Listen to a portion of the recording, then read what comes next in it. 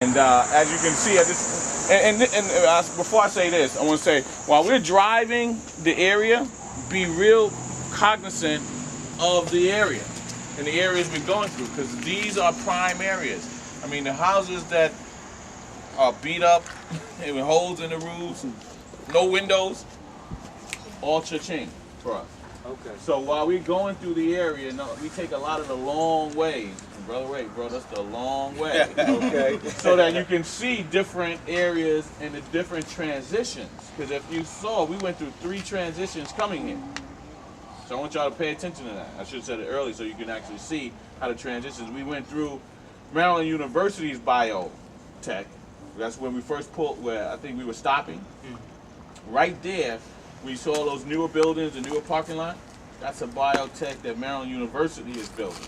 So there's 2 biotechnology parks that are being built in Baltimore.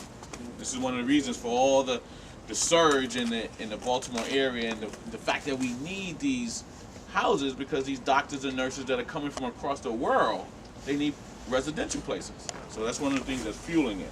But I want you to see, before we even go inside, can we go inside, brother? Yeah. Okay, hold. But, and I'm not really a big fan of going in them. You mentioned that. I did mention that before, right? But I want y'all to see exactly what he did, though. The first thing that you do when you get a property is you put the sign up for sell by owner.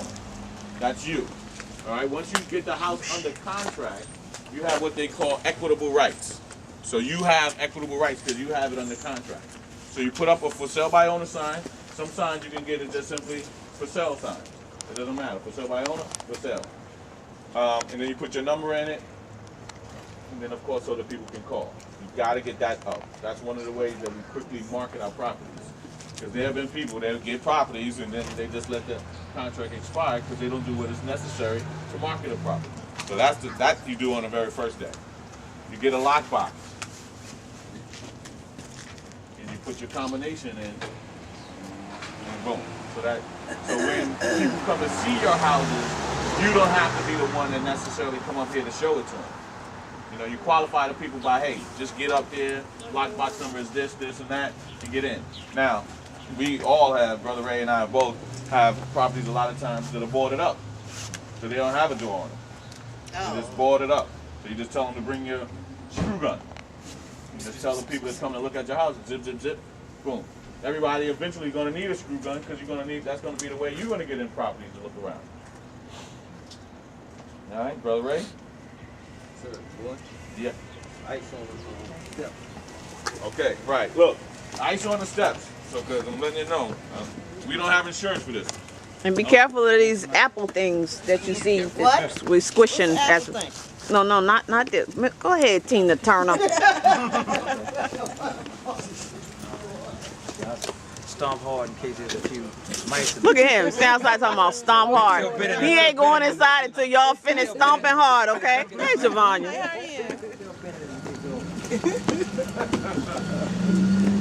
You go ahead.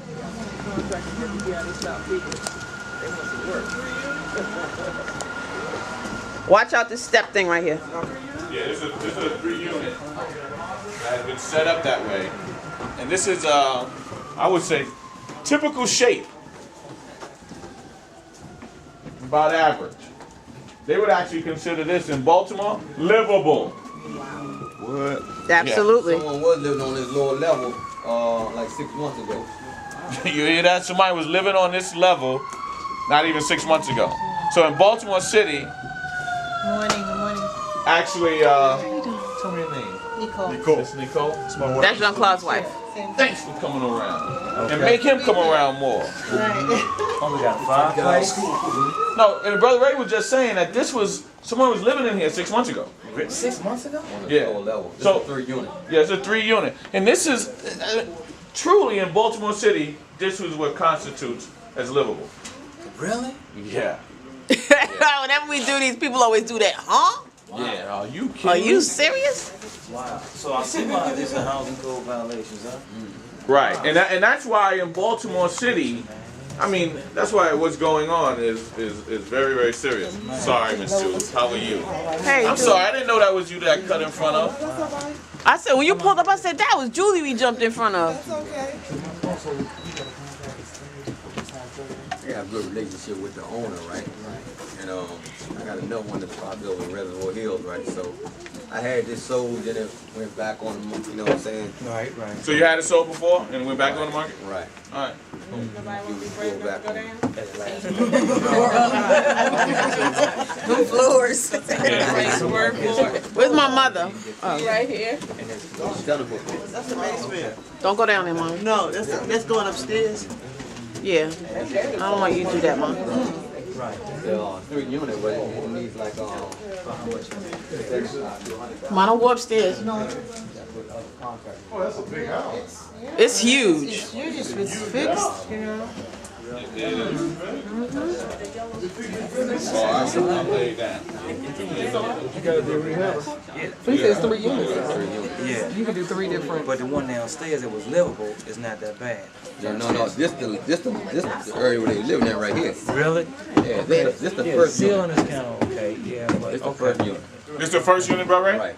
Okay. So what it's like, it's a multi-unit building? Yeah, this is 3 units. Oh, it's not a single-family house? No. No, well, it might have started out that way, but they converted it somewhere in the, remember this stuff is this building's probably About 80 or 100, 90 yeah. or 100 years Right. old. When you see 1920 So and you're talking about transition. 1925, it's old. Yeah.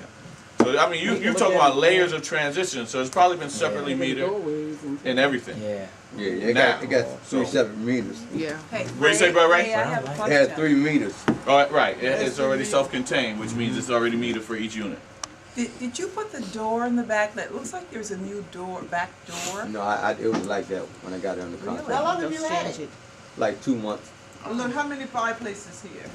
I think it's one on each level. I'm not sure. One on each level. So there are 3 levels. Yeah. Yeah, it's 3 units. Yeah, and the basement. And you the stick- basement. So it's 3, 1, 2, 3, and the basement. Right. The basement. Okay. And it has a garage on the back of it, like Garage on the car back. garage. Really? Yeah. So that means So off-street all the parking, stuff which you can makes get rid it of if you more, want, like still have more a attractive. truck come and take all this And stuff out and cut looking it in out. proximity to Maryland University that this house is. Right, That's why a lot of exactly. these urban cities become real big attractions to people that have been living out in the suburbs, again, because it's right near downtown, right near the work that's being done. And now because you have 2 biotechs being done, so these areas, these houses that are only a mile and a half away or less, they become extremely attractive. Now, will it move the speed of light? It's not going to do it that way. So when you're talking to your new buyers, what you're selling is sometimes buying whole. Like somebody can simply buy this, put in.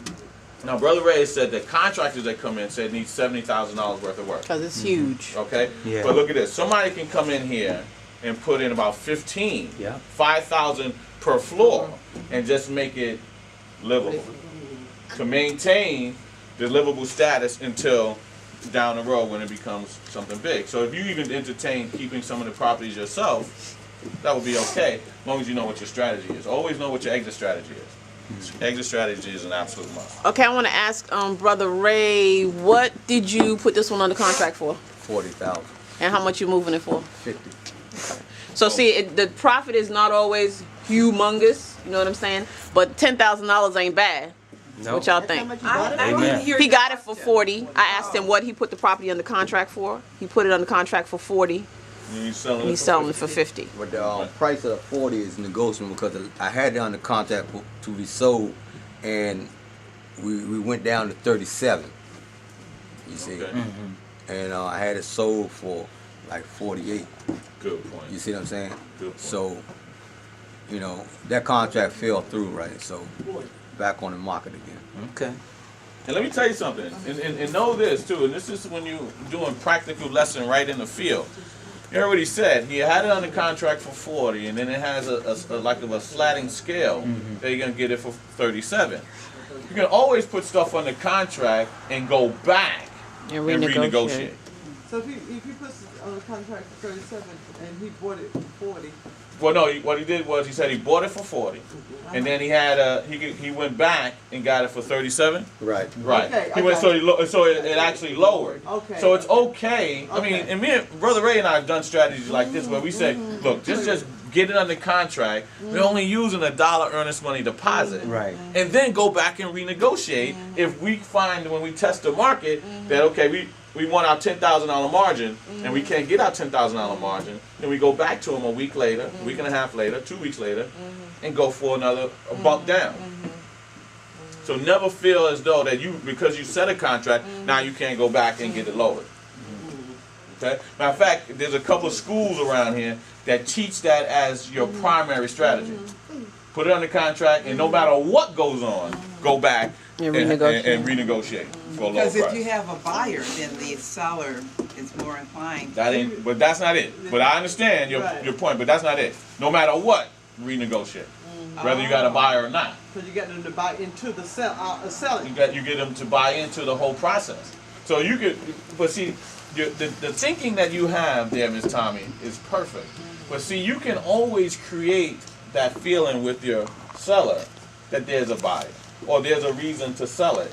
So come down. Or there's a reason that the prices are not as good as we thought, so I need to bring it down. It could be anything. You know, the dog, I saw a dog in it and he pooped in it, so I need to bring the price down. You caught that? Okay. Ray, did you use a letter writing campaign to find this? Right. Okay.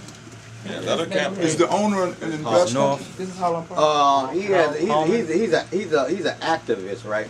And his whole thing is to get gangs off the streets. So he has a couple of properties that he's liquidating, right? Because he have a 10-unit building on Garrison, right? So he want to get that one up, right? So he can house these youth. So he want to sell this one. I mean, he got a couple of houses. I got keys to his properties in my pocket, right? They only have under contract, you know. So he got a couple of properties, right? And he doing some things. He got some houses in D.C. So you know, that's how that turned out. Oh, y'all getting this, and these are relationships. Now, Brother Ray, we don't always get on with Brother Ray. Brother Ray has been cultivating relationships on both ends with sellers. Remember, Brother Ray's list is not as extensive as a lot of people's. He got people that he's been selling properties to on an ongoing basis. He got people that are selling him properties on an ongoing basis. Some people, I know he has a lady, right, the Jewish lady, right, that has that's giving him, just doling out properties to him slowly. Then he sells them, then she gives him another one. He sells them. She has a great deal of confidence in him. So you can build these relationships with people and cultivate them so that you can go, like Ray said, the run principle. Absolutely. Building rapport.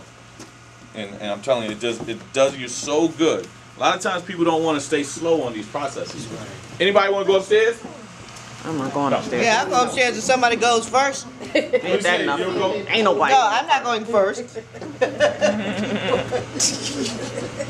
Somebody go first. I'll watch you fall through the floor, and then I'll know not to fall through the floor.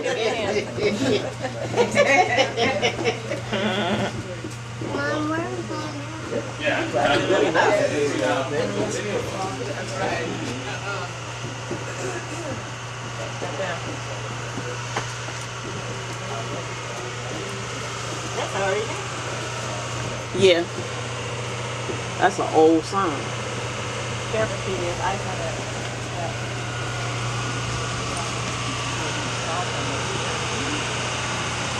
All right, watch going down the steps, though.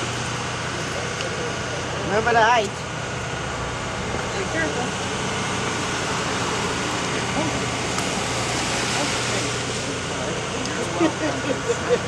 That's all we need. That's right.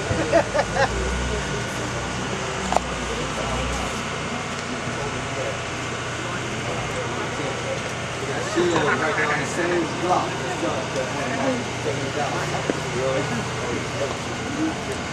You gotta get back. Oh, hey. I had a